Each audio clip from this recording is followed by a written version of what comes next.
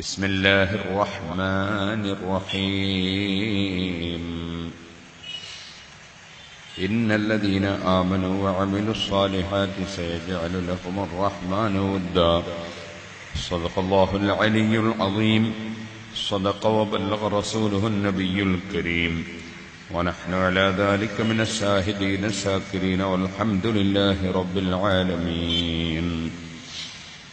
ആദരണീയരായ പണ്ഡിതന്മാർ, നേതാക്കൾ,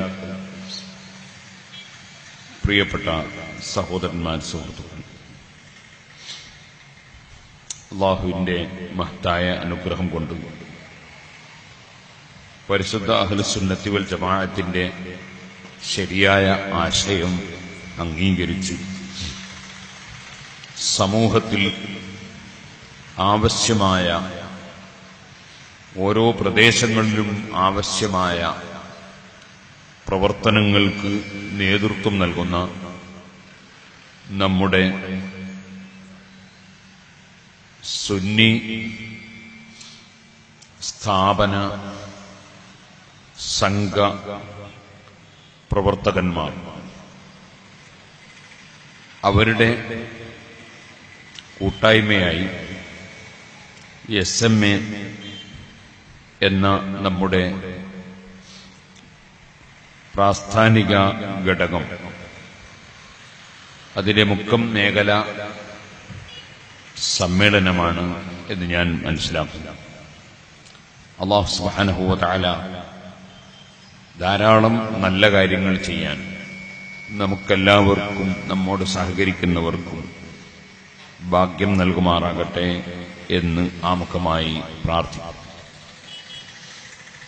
അല്ലാഹുവിന്റെ പരിശുദ്ധ ദീനുൽ ഇസ്ലാം വളരെയേറെ വെല്ലുവിളി നേരിടുന്ന ഒരു സാഹചര്യത്തിലാണ് നാം ജീവിക്കുന്നത്.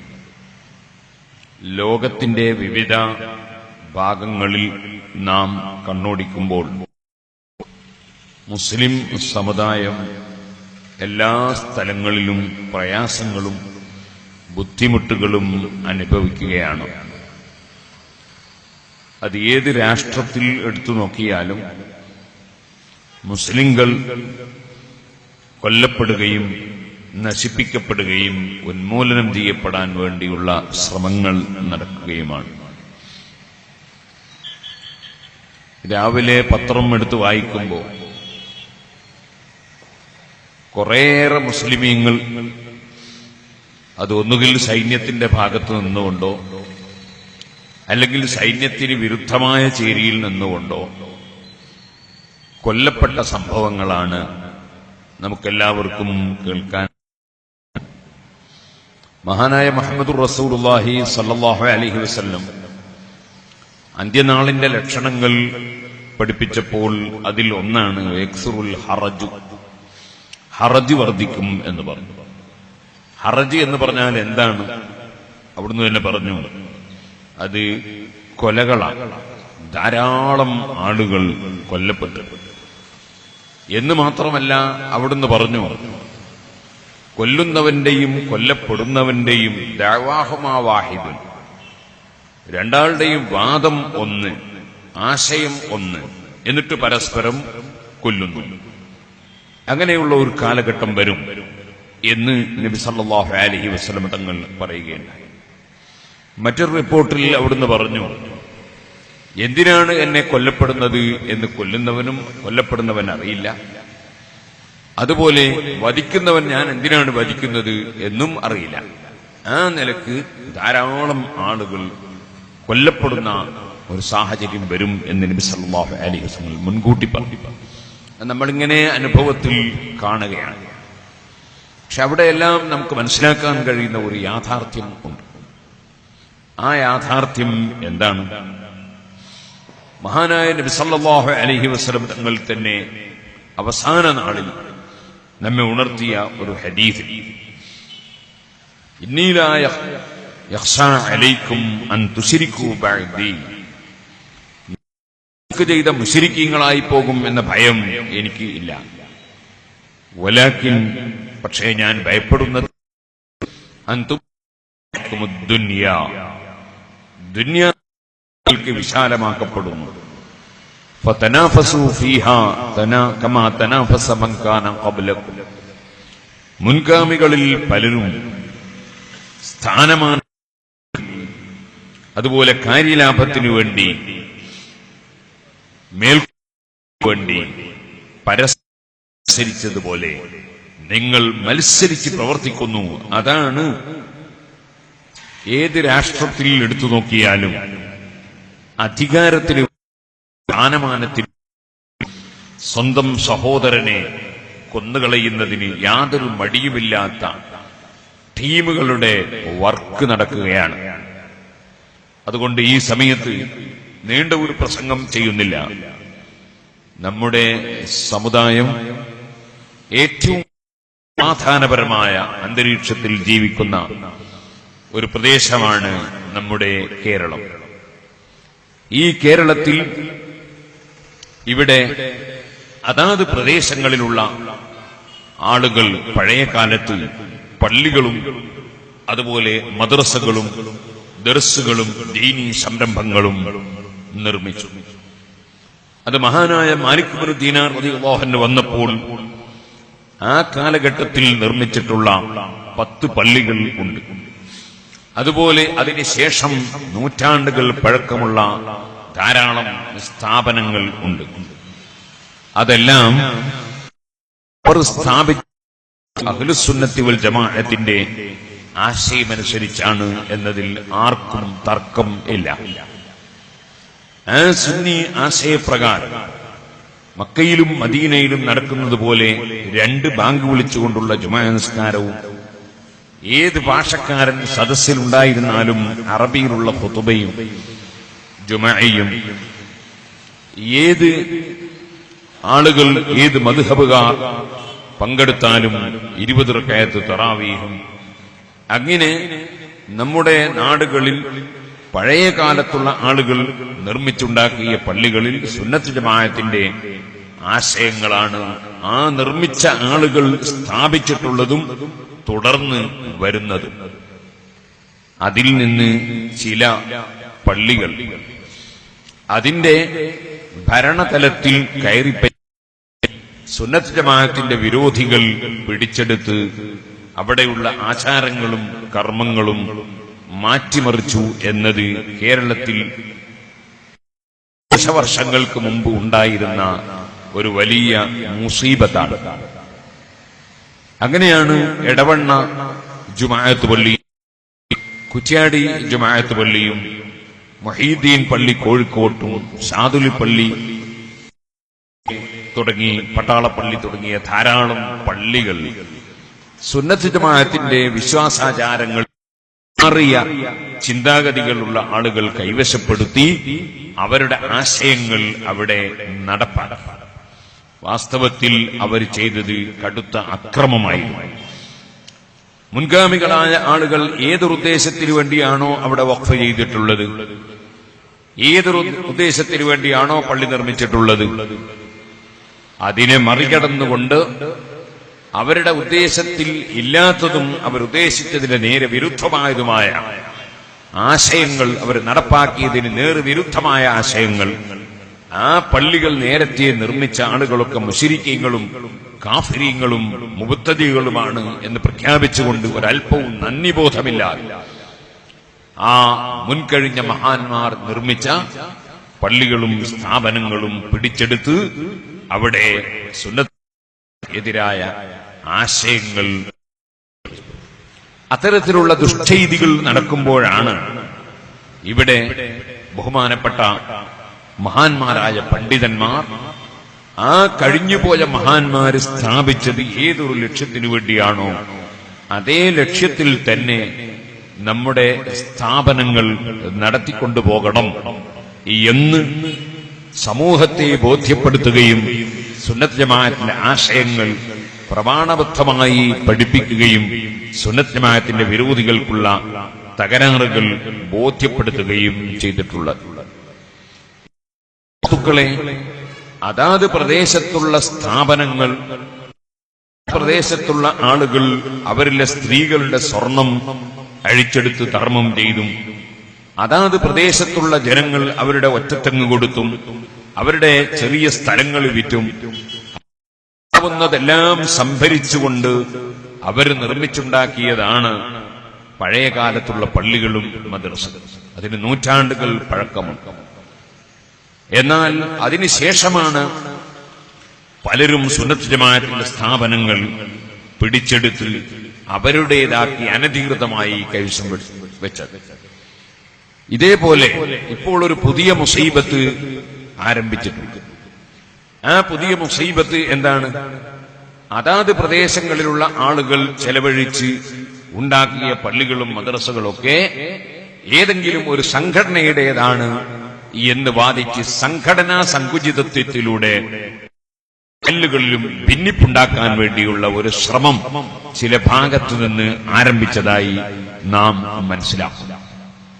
ഏകദേശം 1000-ഓളം കൊല്ലം പെരിങ്ങത്തൂർ ജുമാഅത്ത് പള്ളി. ആ പെരിങ്ങത്തൂർ ജുമാഅത്ത് പള്ളി ഇവിടെ എല്ലാ ബിദ്അത്തുകാരും, ഇവിടെ വന്ന എല്ലാ ബിദ്അത്തുകാരും, ഒരു ബിദ്അത്തുകാർക്കും കേരളത്തിൽ 100 തികഞ്ഞിട്ടില്ല. അവരൊക്കെ വരുന്നതിന്റെ എത്രയോ നൂറ്റാണ്ടുകൾക്ക് മുമ്പ് നിർമ്മിക്കപ്പെട്ട പള്ളിയാണ് പെരിങ്ങത്തൂർ ജുമാഅത്ത്. ബിദ്അത്തുകാർ ഇവിടെ പ്രത്യക്ഷപ്പെട്ടപ്പോൾ അവരെ നേരിടാൻ വേണ്ടി ഉണ്ടാക്കിയ സംഘടനയാണ് സമസ്ത കേരള ജമിയത്തുൽ ഉലമ. അപ്പൊ ബിദ്അത്തുകാരെക്കാൾ പ്രായം കുറവാണ് വാസ്തവത്തിൽ ഈ സുന്നത്ത് ജമാഅത്തിന്റെ ആശയത്തിനല്ല, മറിച്ച് സംഘടന. കാരണം സംഘടന എന്നത് രോഗം വരുക എന്ന് പറയുന്നത് പോലെ ഈ രോഗം വന്നപ്പോൾ അതിനെ തടയിടാൻ വേണ്ടി ഉണ്ടാക്കിയതാണ് സമസ്ത കേരള ജമിയത്തുൽ ഉലമ. അപ്പൊ 1000 കൊല്ലം പഴക്കമുള്ള പെരിങ്ങത്തൂർ ജുമാഅത്ത് പള്ളി അത് ഒരു സംഘടനയുടേതാണ് എന്ന് വാദിച്ചാൽ അത് കടുത്ത അക്രമമാണ്. സമസ്ത കേരള ജമിയത്തുൽ ഉലമ അത് പിൽക്കാലത്ത് പുനഃസംഘടിപ്പിച്ചിട്ടുണ്ട് എന്നതെല്ലാവർക്കും അറിയാം. ആ പുനഃസംഘടന അനുസരിച്ച് ബഹുമാനപ്പെട്ട താജുൽ ഉലമയുടെ നേതൃത്വത്തിൽ നീങ്ങിയ ഒരു വിഭാഗവും മറ്റൊരു നേതൃത്വത്തിന്റെ പേരിൽ നീങ്ങിയ മറ്റൊരു വിഭാഗവും സമസ്തയുടെ പേര് ഉപയോഗിച്ചുകൊണ്ട് കേരളത്തിൽ പ്രവർത്തിക്കുന്നു എന്നത് നമുക്കെല്ലാവർക്കും അറിയാവുന്ന ഒരു യാഥാർത്ഥ്യമാണ്. പക്ഷേ ഈ 2 സമസ്തകളും ഒന്നിച്ചിട്ടുണ്ടാകുന്നതിന്റെയും മുമ്പ് നാട്ടുകാരാൽ സ്ഥാപിക്കപ്പെട്ട പള്ളി മൈതാനികളും നാട്ടുകാരാൽ സ്ഥാപിക്കപ്പെട്ട മദ്രസകൾ, നാട്ടുകാരാൽ സ്ഥാപിക്കപ്പെട്ട പള്ളികൾ, ഇനി അത് സംഘടന വന്നതിന് ശേഷം ഏതെങ്കിലും നാട്ടുകാർ പിരിവെടുത്ത് അവിടുത്തെ നാട്ടുകാരുണ്ടാക്കിയ മദ്രസകൾ, പള്ളി, അതെങ്ങനെ ഈ സംഘടനക്ക് അവകാശം വരുന്നു? ഈ സംഘടനക്ക് അതിൽ എങ്ങനെ അവകാശം വരുന്നു? അത് നാട്ടുകാരുണ്ടാക്കിയ സ്ഥാപനങ്ങളാണ്, അത് നാട്ടുകാരുടേതാണ്. ആ നാട്ടുകാരിൽ ചിലർ ചിലർ ലീഗുകാരുണ്ടാകാം, ചിലർ ജനതാ പാർട്ടിക്കാരുണ്ടാകാം, വേറെ ചിലർ വേറെ പാർട്ടിക്കാരുണ്ടാകാം. അത് അവരുടെ രാഷ്ട്രീയമാണ്. ചിലർ പൊന്നു കച്ചവടക്കാരുണ്ടാകാം, ചിലർ വെള്ളിക്കച്ചവടക്കാരുണ്ടാകാം, ചിലർ തുണിക്കച്ചവടക്കാരുണ്ടാകാം, ചിലർ മീൻ കച്ചവടക്കാരുണ്ടാകാം. അത് അവരുടെ കച്ചവടമാണ്. അതേ സമയത്ത് ആശയപരമായി സുന്നത്ത് ജമാഅത്തിന്റെ ആളുകൾ സ്ഥാപിച്ച സ്ഥാപനങ്ങൾ, അവിടെ ഏത് കച്ചവടം, ഏത് പാർട്ടിക്കാരനാണെങ്കിലും ഏത് സംഘടനക്കാരനാണെങ്കിലും അവർക്കെല്ലാം നിസ്കരിക്കാനും അവർക്കെല്ലാം കർമ്മങ്ങൾ നിർവഹിക്കാനും അവരുടെ ഉള്ളതാണ് സ്ഥാപനങ്ങൾ, നാട്ടുകാരാൽ സ്ഥാപിക്കപ്പെട്ട ദീനീയ സ്ഥാപനങ്ങൾ. അതേസമയത്ത് ചില സംഘടനകളും സംഘടനയുടെ പ്രവർത്തകന്മാരും പ്രത്യേകം സ്ഥാപിച്ച ചില സ്ഥാപനങ്ങൾ ഉണ്ട്. ഉദാഹരണത്തിന് ഞാനിവിടെ കയറി വന്നപ്പോൾ സിറാജുൽ ഹുദയ്ക്ക് ഒരാൾ നേർച്ച വന്നു. അള്ളാഹു അദ്ദേഹത്തിന്റെ ഉദ്ദേശം പൂർത്തിയുള്ളവരുടെ രോഗം അള്ളാഹു സുഖപ്പെടുത്തി. അതൊരു സംഘടനയുടെ പ്രവർത്തകന്മാരാൽ സ്ഥാപിക്കപ്പെട്ട ഒരു സ്ഥാപനമാണ്. പക്ഷേ അവിടെ പഠിക്കുന്നത് വെറും ഒരു സംഘടന മാത്രമല്ല, മുസ്ലിമീങ്ങൾ മാത്രമല്ല, എല്ലാ മതക്കാരും പഠിക്കുന്നുണ്ട്. അതിന്റെ ഉപകാരം എല്ലാവർക്കും, അതിന് സഹായം എല്ലാ വിഭാഗം ജനങ്ങളും സഹായിക്കുന്നു. വെറും നമ്മുടെ സംഘടനയിൽ സഹായിക്കുന്നു, മുസ്ലിങ്ങളും അമുസ്ലിം. ഞാനിപ്പോ അടുത്ത് ഒമാനിൽ ചെന്നപ്പോ ഒരു ആളെ എനിക്ക് കാണിച്ചു തന്നു. അയാൾ വലിയ ബഹുമാനാദരവോടുകൂടെ വന്ന് എന്നെ പരിചയപ്പെടാൻ പറഞ്ഞു. അദ്ദേഹത്തിന്റെ പേര് പ്രസന്നൻ എന്നാണ്. അദ്ദേഹം ഒരു അമുസ്ലിം സഹോദരനാണ്. അദ്ദേഹം എല്ലാ മാസത്തിലും 5 റിയാൽ സിറാജുൽ ഹുദക്ക് സംഭാവന കൊടുക്കുന്ന ആളാണ്. 5 റിയാൽ എന്ന് പറഞ്ഞാൽ ഏകദേശം ഒരു 800-900 മാസത്തിൽ അദ്ദേഹത്തിന്റെ പേര് അദ്ദേഹം സഹായിക്കുന്നുണ്ട്. അതേപോലെ പലരും സഹായിക്കുന്നുണ്ട്. പക്ഷെ അദ്ദേഹം കൂടി ചേർന്നുകൊണ്ടല്ല സിറാജുൽ ഹുദ ഉണ്ടാക്കിയത്. സിറാജുൽ ഹുദ അതൊരു സംഘടനയുടെ ഉണ്ടാക്കിയതാണ്. കാന്തപുരം ഉസ്താദ് അതിന്റെ പ്രസിഡന്റാണ്, ഞാൻ അതിന്റെ ജനറൽ സെക്രട്ടറിയാണ്. ബഹുമാനപ്പെട്ട അലിബാഫ അതിന്റെ വൈസ് പ്രസിഡന്റാണ്. അങ്ങനെ തുടങ്ങിയുള്ള ഒരു സംഘടനയുടെ ആളുകൾ ചേർന്നുണ്ടാക്കിയതാണ് സിറാജുൽ ഹുദ. അതിന് സ്വാഭാവികമായും ആ സംഘടനയുടെ നിറവും അതിന്റെ രൂപവും ഉണ്ടാകൽ സ്വാഭാവികമാണ്. അതിലാർക്കില്ല. ഇതേപോലെ സംഘടന, നമ്മുടെ സംഘടനയാട്ടെ മറ്റൊരു സംഘടനയാട്ടെ, ആ സംഘടനയുടെ ഒരു സ്ഥാപനം, അതിന് മറ്റൊരു സംഘടനയുടെ ആളുകൾ അവകാശവാദം ഉന്നയിക്കുന്നതും ഭരണതലത്തിൽ കൈയാളണമെന്ന് പറയുന്നതും ന്യായവും ശരിയും അല്ല. അത് നമ്മളല്ലാത്തവരുടെ ഒരു സംഘടന ഉണ്ടാക്കിയ സ്ഥാപനത്തിൽ നമ്മൾ പോയി കൈയേറുന്നതും ശരിയല്ല. അതേസമയത്ത് ഒരു നാട്ടുകാർ, അവരുടെ ഉപ്പാപ്പമാർ, അവരുടെ മുൻഗാമികൾ സ്ഥാപിച്ച പള്ളികൾ, മദ്രസകൾ, അത് അവരുടെ സന്താനങ്ങൾക്കെല്ലാം ഒരുപോലെ ഒരു പക്ഷേ ജനാധിപത്യ വ്യവസ്ഥിതി അനുസരിച്ച് അതിന്റെ ഭരണതലം കൈകാര്യം ചെയ്യുമ്പോൾ ഒരു പക്ഷേ ഭൂരിപക്ഷത്തിന്റെ അഭിപ്രായം അനുസരിച്ച് എക്സിക്യൂട്ടീവ് അംഗങ്ങൾ കൂടുതൽ ഉണ്ടാവുകയും അങ്ങനെ ഭരണതലത്തിൽ ഒരു വിഭാഗത്തിന് സ്വാധീനമുണ്ടാവുകയും ചെയ്യുക എന്നത് സ്വാഭാവികമാണ്. പക്ഷേ നമ്മുടെ ഇന്ത്യ രാജ്യത്തിന്റെ ജനാധിപത്യ വ്യവസ്ഥയുടെ സ്വഭാവം എന്താണ്? കോൺഗ്രസ് ആണ് കേരളത്തിൽ എന്നതിനർത്ഥം പിന്തുണക്കാത്ത ആർക്കും ഈ കേരളത്തിൽ വിഷയത്തിനും ഒരവകാശവും ഇല്ല എന്നല്ല.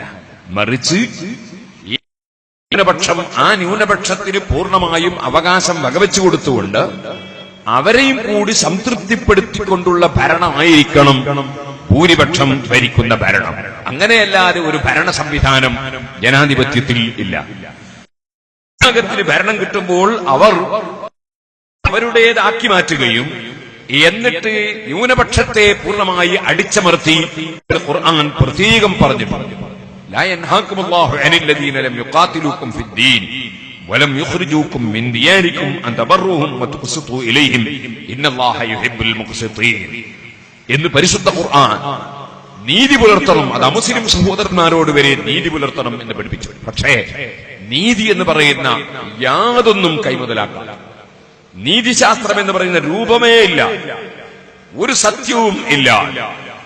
പല സ്ഥലങ്ങളിലും ഹുങ്ക് പ്രയോഗിച്ചുകൊണ്ട്, അധികാരം പ്രയോഗിച്ചുകൊണ്ട് മുസ്ലിം സമുദായത്തിലെ സുന്നി പ്രസ്ഥാനത്തിലെ യഥാർത്ഥ സുന്നികളായ ആളുകളെ മുഴുവൻ സ്ഥാപനങ്ങളിൽ നിന്നും സ്ഥാപനത്തിന്റെ കൂട്ടായ്മകളിൽ നിന്നും അടിച്ചോടിക്കാൻ വേണ്ടിയുള്ള തീവ്രമായ ശ്രമം നടത്തുകയാണ് ഇപ്പോൾ ആ ഒരു വിഭാഗം ജനങ്ങൾ. എന്നിട്ട് അവര് തന്നെ സമൂഹത്തിന്റെ മുമ്പിൽ തെറ്റിദ്ധാരണ സൃഷ്ടിക്കും. എല്ലാ അക്രമങ്ങളും ഏറ്റുവാങ്ങുന്ന പാവപ്പെട്ട പ്രവർത്തകന്മാരെ അക്രമികളായി ചിത്രീകരിക്കുകയും ചെയ്യുന്നു. ഇത് വാസ്തവത്തിൽ ഫിർഔനിന്റെ കടമെടുത്തതാണ്.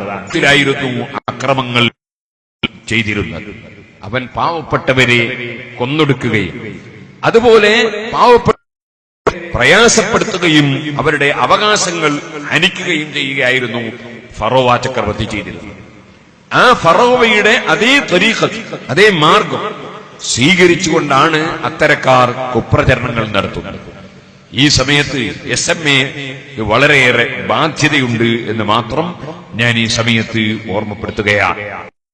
എല്ലാ പ്രദേശങ്ങളിലും അഹ്ലുസുന്നത്തി വൽ ജമാഅത്തിന്റെ ആശയം നിലനിർത്തി പൂർവകാലത്തുള്ള നമ്മുടെ മുൻഗാമികൾ സ്ഥാപിച്ച സ്ഥാപനങ്ങൾ സുന്നത്ത് ജമാഅത്തിന്റെ കീഴിൽ തന്നെ, അത് പ്രത്യേകം ഒരു പാർട്ടിക്കും ഒരു അധീനപ്പെടാതെയും അവർക്ക് തീരെഴുതി കൊടുക്കാതെ സുന്നത്ത് ജമാഅത്തിന്റെ ആശയത്തിൽ ജനാധിപത്യ വ്യവസ്ഥിതി അംഗീകരിച്ചുകൊണ്ട് തന്നെ നമ്മുടെ സ്ഥാപനങ്ങൾ സുന്നത്ത് ജമാഅത്തിന്റെ ആദർശത്തിൽ നിലനിർത്താൻ വേണ്ടി എല്ലാ പരിശ്രമങ്ങളും സുന്നി മുസ്ലിമീങ്ങൾ നടത്തേണ്ടതുണ്ട്.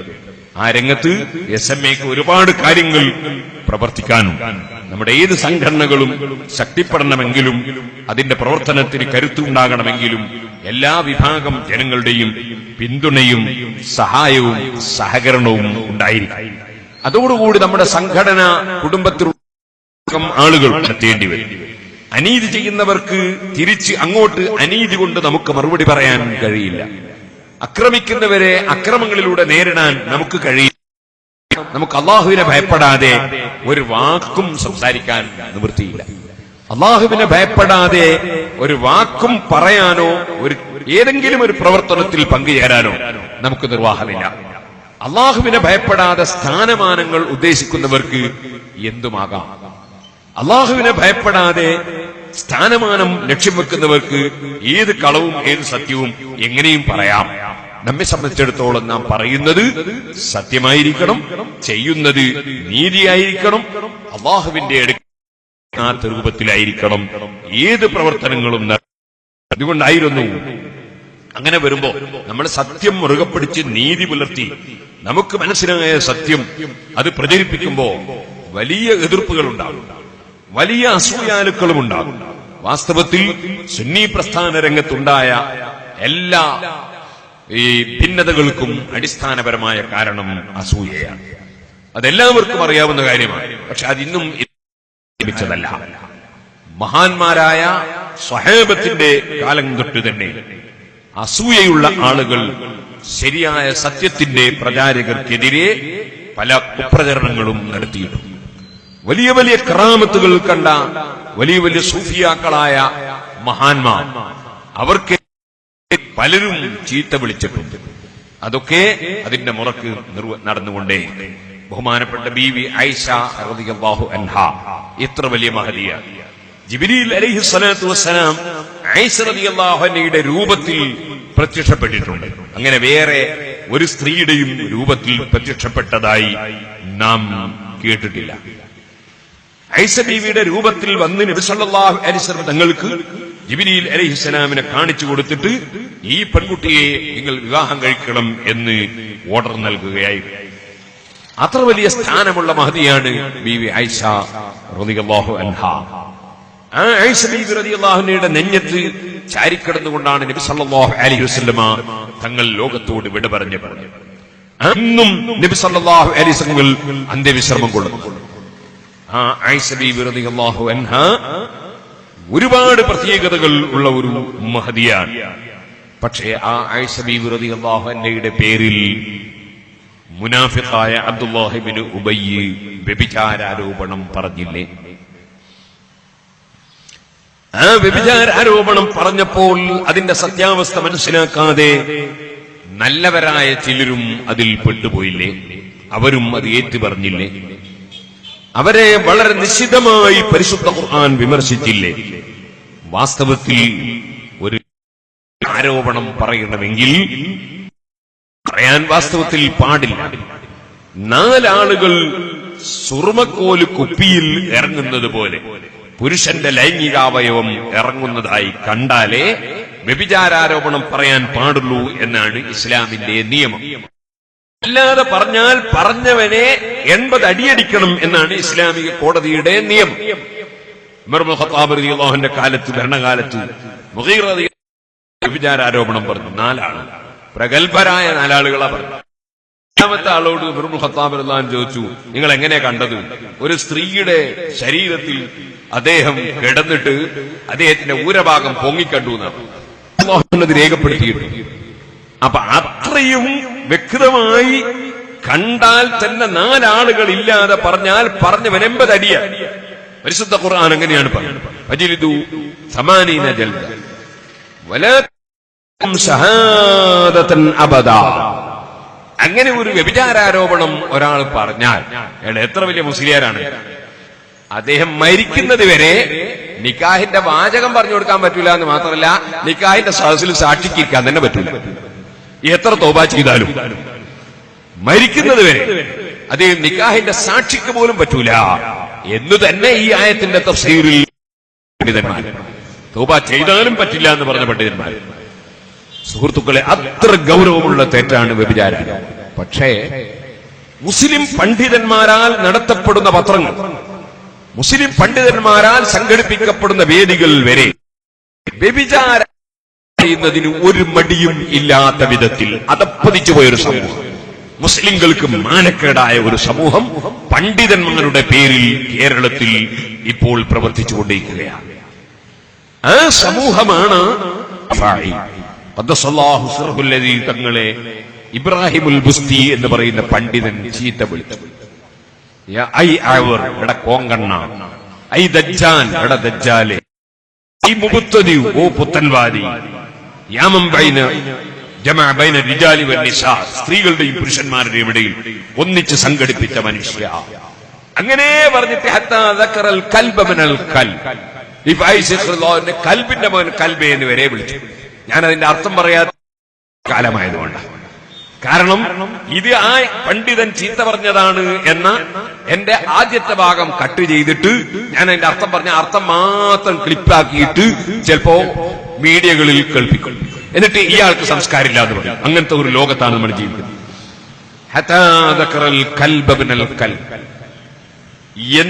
കൽബിന്റെ മകൻ കൽബേ എന്ന് വിളിച്ചു. കൽബ് തൊട്ടാൽ 7 പ്രാവശ്യം കഴുകേണ്ട ജീവിന്റെ പേരാണ്.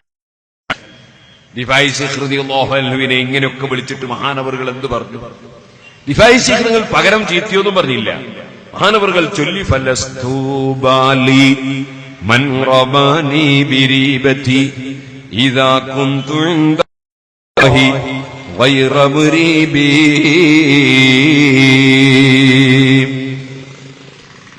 അല്ലാഹുവിന്റെ അടുക്കൽ ഞാൻ സംശുദ്ധനാണെങ്കിൽ എന്ത് എന്നെ സംശയിച്ച് പറഞ്ഞാലും എന്താരോപണം പറഞ്ഞാലും എനിക്കതൊരു പ്രശ്നമല്ല. എന്നിട്ട് ഇബ്രാഹിമുൽ ബുസ്തി മഹാനായ റിഫായി ശൈഖ് റളിയല്ലാഹു കത്ത് മറുപടി കത്തെഴുതി, അമ്മാ ഖൗലുഹു ഫഇന്നല്ലാഹ തആല ഖലഖനി കമാ യശാ. നിങ്ങൾ എന്നെ സംബന്ധിച്ച് പറഞ്ഞ വിഷയത്തിൽ എനിക്ക് പറയാനുള്ള മറുപടി, അല്ലാഹു എന്നെ ഉദ്ദേശിച്ചതുപോലെ സൃഷ്ടിച്ചിരിക്കുകയാണ്. വാസ്കന ഫീമാ യശാ, അല്ലാഹു ഉദ്ദേശിച്ച സ്ഥലത്ത് എന്നെ ഇരുത്തിയിരിക്കുകയാണ്. എനിക്ക് നിങ്ങളോട് പറയാനുള്ളത്, നിങ്ങൾക്ക് മനസ്സിന് വല്ല വിഷമമുണ്ടാകുന്നത് ഞാൻ ചെയ്തു പോയിട്ടുണ്ടെങ്കിൽ എനിക്ക് പൊരുത്തപ്പെട്ടേക്കണം. ഞാൻ നന്നാകാൻ വേണ്ടി നിങ്ങൾ പ്രാർത്ഥിക്കണം. അല്ലാഹുവിന്റെ മറുപടിയാണ്. ആ മറുപടി കണ്ടപ്പോൾ ഇബ്രാഹിമുൽ ബുസ്തിക്ക് ഹിദായത്തിന്റെ വെളിച്ചം അല്ലാഹു തആല കൊടുക്കുകയാണ്. അതാണ് റിഫായി മാലയിൽ പറഞ്ഞത്. ഈശൽ കേട്ടേ ഖത്തൊന്ന് ഇബ്രാഹിമെന്നോവർ കൊടുത്തരെ ഉത്തീരം ചൊന്നോവർ അപ്പോൾ മാറൂ. ആ പണ്ഡിതന്മാർ അത്തിബാഉൽ ഖുലൂബ്, ഹൃദയത്തിന്റെ ഡോക്ടർമാരാണ്. അവരുടെ ജീവിതം അങ്ങനെ വൃത്തികെട്ട സ്വഭാവമുള്ളവരെ സംസ്കരിച്ചെടുക്കുന്ന സ്വഭാവമാണ്. ബഹുമാനപ്പെട്ട ഇബ്രാഹിമുൽ അദ്ഹം ഒരു ദിവസം ഇങ്ങനെ നടന്നുപോകും. അപ്പൊ ഒരു മനുഷ്യൻ കള്ളു കുടിച്ച് മുസായി അങ്ങനെ ഒരു സ്ഥലത്ത് ബോധമില്ലാതെ കിടക്കും. മുസ്ലിമാണ്. ഇബ്രാഹിം അദ്ഹം റളിയല്ലാഹു അൻഹു ചെന്ന് നോക്കുമ്പോൾ നാറിയിട്ട് അടുക്കാൻ പറ്റുന്നില്ല. മാനവർക്ക് വല്ലാത്ത വിഷമം. കാരണം അള്ളാഹുവിന്റെ പേര് പറഞ്ഞ നാവാണല്ലോ, അള്ളാഹുവിന്റെ പേര് പറഞ്ഞ വായയാണല്ലോ ഈ നജസ് കൊണ്ട് നാറുന്നത്. ഇവന് ബോധമില്ലാതെ കിടക്കുകയല്ലേ. മഹാനായ ഇബ്രാഹിം അദ്ഹം റളിയല്ലാഹു അൻഹു കുറച്ച് വെള്ളം കൊണ്ടുവന്നിട്ട് ഈ ബോധമില്ലാതെ കിടക്കുന്നവന്റെ വായിൽ ഒഴിച്ചിട്ട് അദ്ദേഹത്തിന്റെ നാവും വായയും ഒന്ന് കഴുകി കൊടുത്തു. മൂപ്പരങ്ങട്ട് പോയി. കുറെ കഴിഞ്ഞപ്പോ അവൻ ബോധം തെളിഞ്ഞപ്പോ ആരോ പറഞ്ഞു, നീ ഇങ്ങനെ കിടക്കുന്ന ഇബ്രാഹിം അദ്ഹം കണ്ടിട്ട് നിന്റെ തൊള്ളയും നാവും മൂപ്പര് കഴുകിയിട്ടുണ്ട് എന്ന് പറഞ്ഞു. മൂപ്പര് കള്ളുടിയനെ ബഹുമാനിച്ചല്ല, ആ കള്ളു കുടിച്ചവന്റെ നാവ് കൊണ്ട് മുമ്പ് ദിക്റ് ചൊല്ലിയിട്ടുണ്ട്, ഇനിയും ദിക്റ് ചൊല്ലുകയും ചെയ്യും. അതുകൊണ്ട് അവന്റെ വായ ശുദ്ധിയാക്കിയാൽ അള്ളാഹുവിന്റെ പേരിനോടുള്ള ഒരു ബഹുമാനമാണല്ലോ എന്ന നിലക്ക് വായ ശുദ്ധീകരിച്ചതാ. സുബ്ഹാനല്ലാഹ്. ആ മനുഷ്യന് ലജ്ജ തോന്നി, ഞാൻ വളരെ മോശമായി പോയല്ലോ. അദ്ദേഹം അല്ലാഹു സുബ്ഹാനഹു വ തആല ഇബ്രാഹിം അദ്ഹം റളിയല്ലാഹു അൻഹുവിനെ ഉറക്കിൽ വിവരം നൽകി. ഓ ഇബ്രാഹിം അദ്ഹം, നിങ്ങൾ അതാ എന്റെ പേര് ഉച്ചരിച്ച വായെ നിങ്ങൾ ശുദ്ധീകരിച്ചു. എന്റെ കാരണത്തിന് വേണ്ടി നിങ്ങൾ അദ്ദേഹത്തിന്റെ വായ ശുദ്ധീകരിച്ചു. നിങ്ങളെ കാരണത്താൽ അദ്ദേഹത്തിന്റെ മനസ്സ് നമ്മൾ നന്നാക്കി. സുഹൃത്തുക്കളെ, അത്രയും നിഷ്കളങ്കരായിട്ടാണ് നമ്മുടെ മുൻഗാമികളായ സാലിഹികളായ പണ്ഡിതന്മാർ ദീനീ പ്രബോധന പ്രവർത്തനം നടത്തി. നേരെ മറിച്ച് നിങ്ങൾ എന്ത് തോന്നിവാസവും പറഞ്ഞോളൂ, എന്ത് തോന്നിവാസവും ചെയ്തോളൂ, നിങ്ങൾക്ക് വേണ്ടി എന്ത് സംരക്ഷണവും നൽകാൻ ഞങ്ങളുണ്ടാകും എന്ന് പറഞ്ഞ് ഏത് അക്രമവും ചെയ്യാൻ അനുയായികളെ പ്രേരിപ്പിക്കുന്ന നേതൃത്വം ആണ് ലോകാടിസ്ഥാനത്തിൽ മുഴുവനും മുസ്ലിം സമുദായത്തെ നശിപ്പിച്ചുകൊണ്ടിരിക്കുന്നത്. അതിന്റെ ഒരു ഭാഗമായി കേരളത്തിലും അതിന്റെ ചില നീക്കങ്ങൾ നടക്കുന്നുവെന്നാണ് ഈ അടുത്തുള്ള പത്ര റിപ്പോർട്ടുകളിൽ നിന്ന് നമുക്ക് മനസ്സിലാക്കാൻ സാധിച്ചിട്ടുള്ളത്. അവിടെ വളരെ ജാഗരൂകരായി നിന്നുകൊണ്ട് സുന്നത്ത് ജമാഅത്തിന്റെ സ്ഥാപനങ്ങൾ, നമ്മുടെ മുൻഗാമികൾ സ്ഥാപിച്ച സ്ഥാപനങ്ങൾ, അത് സുന്നത്ത് ജമാഅത്തിന്റേതായി തന്നെ ഉറപ്പിച്ചു നിർത്താൻ ശ്രമിക്കണം എന്ന് ഞാൻ സാന്ദർഭികമായി ഉണർത്തുകയാണ്. മഹാനായ നബി സല്ലല്ലാഹു അലൈഹി വസല്ലം സഹാബികളും 2 ഖുത്ബ മാത്രമേ നിർവഹിച്ചിട്ടുള്ളൂ. അതിന്റെ പുറമെ മിമ്പറിന്റെ ചുവടെന്ന് വേറൊരു ഖുത്ബ നിർവഹിച്ചിട്ടില്ല. അത് ഇസ്ലാമിലുള്ള ഉണ്ടാക്കിയ ഒരു ബിദ്അത്താണ് ഒരു കൂട്ടർ. അവർക്ക് മഹല്ലുകളും പള്ളികളും പിടിച്ചെടുത്ത് ബിദ്അത്തുകൾ പ്രചരിപ്പിക്കണം. അതിന് എന്തെല്ലാം ചെയ്യേണ്ടതുണ്ടോ അതെല്ലാം ചെയ്യാൻ വേണ്ടി ഒരുങ്ങി പുറപ്പെടുകയാണ്. അവിടെ കയ്യും കെട്ടി നോക്കി നിൽക്കാതെ നാം സുന്നത്ത് ജമാഅത്തിന്റെ അടിസ്ഥാനത്തിൽ തന്നെ സർവ്വ മഹല്ലുകളും സർവ്വ സ്ഥാപനങ്ങളും ഉറപ്പിച്ചു നിർത്താൻ ആവശ്യമായ പ്രവർത്തനങ്ങൾ നടത്തണം എന്ന് മാത്രം ഈ സമയത്തുണർ വാക്കുകൾ നിർത്തുന്നു. അർഹമർ റഹീമിനായ റബ്ബ് സുബ്ഹാനഹു വ തആല നല്ല കാര്യങ്ങൾ ചെയ്ത് നല്ലവരായി ജീവിച്ച് നല്ലവരായി മരിക്കാൻ നമുക്കെല്ലാം തൗഫീഖ് നൽകുമാറാകട്ടെ.